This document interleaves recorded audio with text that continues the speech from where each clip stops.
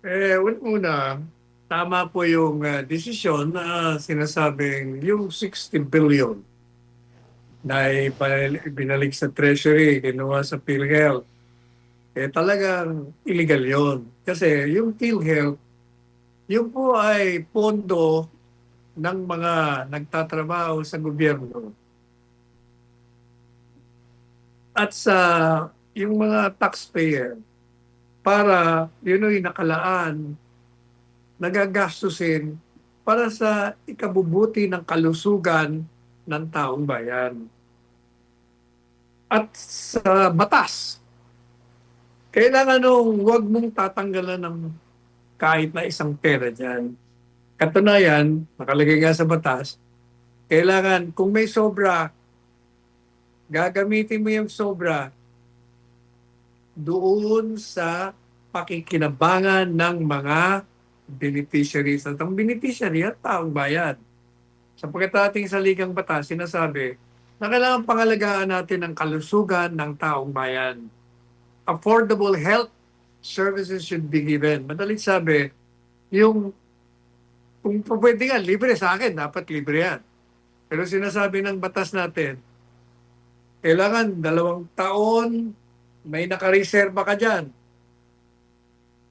Hindi po pwede mong sirain ang programa ng health services ng PhilHealth. At kung merong pang sobra, kailangan gamitin mo yan sa kapakinabangan ng mga mamamayang Pilipino. Pero ang ginawa, itong si Recto, gumawa ho ng memorandum circular na ilipat sapagkat gagamitin nila ang pondo para doon sa mga unprogrammed kagaya ng mga flood control project. Yun ang nangyari dyan. So maraming inilipat na pera doon sa National Treasury para daw gamitin ito sa ibang proyekto at program. Nakasama nga doon yung flood control projects. Ngayon, sabi ng Korte Suprema, oy, Recto, wala kang kapangyarihan na gawin yan. Ang pwede lang maglipat ng pondo sa allocation ay ang presidente. Presidente ng bansa. Ikaw cabinet member ka lang eh. Ha? Mali ka dyan. Ngayon, ang naging naman issue dun sa direkto kasi gusto ng mga tao o ng mga kritiko, kailangan, demanda mo yan. Technical malversation yan Kasi hindi ka pwede maglipat ng pondong allocated na naka-reserve na yan doon sa isang entity tapos ililipat mo. Wala kang kinita pero sa batas, technical malversation yan. Ang problema lang mo doon, sabi ng Korte Suprema, hindi, sabi niya, hindi mo pwedeng demanda. Hindi naman nila sinabi kung bakit hindi pwedeng demanda. Wala daw. Meron lang grave abuse of discretion. Pero yung krimen, pwede, sabi ng kritiko, hindi, technical malversation, plunder pa nga yan. Kasi more than 50 million. Kaya ako naman, bilang abogado, tinitingnan ko naman ang ginawa ni Recto. Kasi pag dinimanda mo yan, meron siyang depensa. Sasabihin niya, teka muna, sinunod ko lang naman yung national budget, yung General Appropriations Act na isang batas. Nakalagay ko kasi doon sa General Appropriations Act, pwede kong gawin yon. Kaya sinunod ko lang. Kaya may depensa sa'yo. Kung madalit sabi, he was just following the law. A law which, according to the Supreme Court's decision now, yung particular na provision na yun, na rider na sinama nila ron, unconstitutional. Labag sa ligang batas yun, sabi niya. Kasi yung provision sa pagbibigay ng affordable health services ay nilabag mo. Pangalawa, sabi niya hindi pa pwede yung rider mo. Kailangan, kung gusto mong baguhin yung universal health law, gumawa ka ng hiwalay na batas.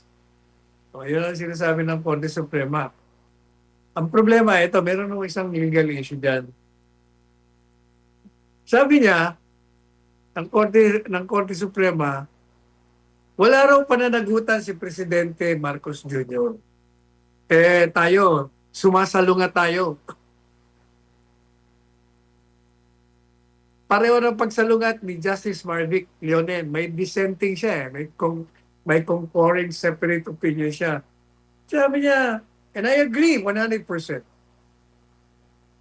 Merong grave abuse of discretion si Presidente Marcos Jr. dyan. Bakit?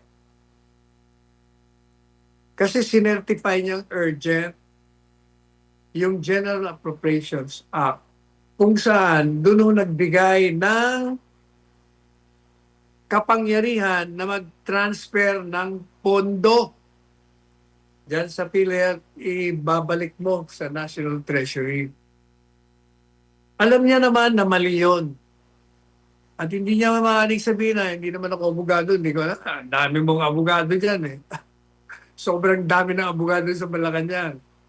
Siyempre, kukonsulta mo yan. Mali yan eh. Gumawa lang kayo ng paraan. Kaya, sabi ni Justice Marvic Leonen, may grave abuse of discretion. Kaya dapat managot ka dyan.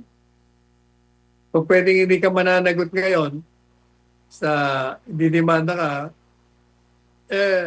pwede yan, it will fall under an impeachable ground.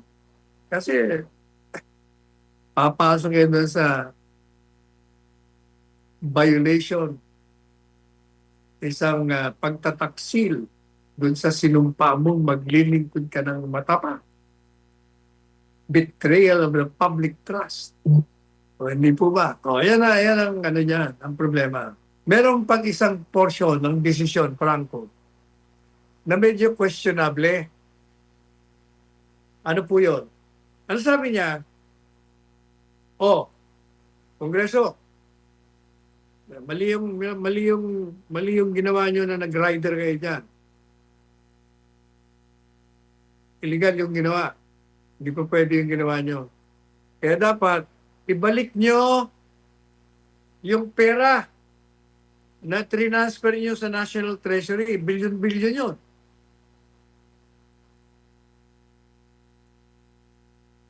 Ibig ko sabihin, yung gobyerno, sa pamamagitan ng Kongreso, ilalagay kayo sa General Appropriations Act. Maglalagay sila ng pera sa PhilHealth, ibabalik nyo yung nawala. Teka muna, saan manggagaling yung ibabalik mong pera? Siguro nasa isip ng Korte Suprema. Di ba nilagay nila sa National Treasury? Hindi kailangan yung National Treasury ibalik sa kanila. Parang tama, pero mali eh. Bakit ko kanya mali? Yung pera kinuha nila sa PhilHealth, inilagay nila sa National Treasury. Pero ang problema, yung perang nandun na kinuha nila sa PhilHealth, ginamit to sa pagpondo ng mga flood control projects na hindi naman o nangyari. Ninakaw yung pera na galing sa PhilHealth ng mga walang iyang tiwaling miyembro ng Kongreso at Senado at mga private contractors at mga DPWH kung maniniwala kayo sa mga investigasyon na lumabas na itinuturo sila at may mga pag-amin na. O ang tanong ngayon, kung yung pondong kinuha mo sa PhilHealth, ibinalik mo nga totoo sa National Treasury. Pero yun napunta rin sa appropriation para sa mga flood control projects na ninakaw ng mga walang hiya. Bakit ngayon, yung taxpayer, pera na naman ng gobyerno, ang ilalagay mo sa PhilHealth? Aba, ninakawan na nga ang taong bayan. Pagkatapos siya pa magre-reimburse sa PhilHealth. Maliho yata yun. o walang galang na sa Korte Suprema. Mukhang hindi ko yata nakita niyo yun. Ang kailangan na magbalik ng mga pera, yung mga nagnakaw. Yung mga nagnakaw na ngayon nga, di ba, meron ng mga nagsole. Meron tayong mga kinumpis ka, mga sasakyan, binibenta. O, dapat yung mga sinoling pera galing doon sa mga flood control projects na katiwalian, yung mga kinumpiskate na mga sasakyan, na mga binibenta ngayon, at kung ano-ano pang kukunin na mga properties na pag-aari ng mga nagnakaw na yan, yun ang ilalagay mo sa PhilHealth sapagkat yun ang ninakaw. Hindi yung taxpayer ang maglalagay na naman sa PhilHealth. O, abay para tayong niluto sa sariling langis natin to. Hindi po ba? O, yun ang aking masasabi yan. Kaya sa tingin natin mag-file kayo ng motion for reconsideration. Yung mga bagay-bagay na sinabi ni Justice Marvick Leonen at saka yung ating mga pagsusuri, sama niya yun, mukhang mali yata. Pero tama yung desisyon unconstitutional.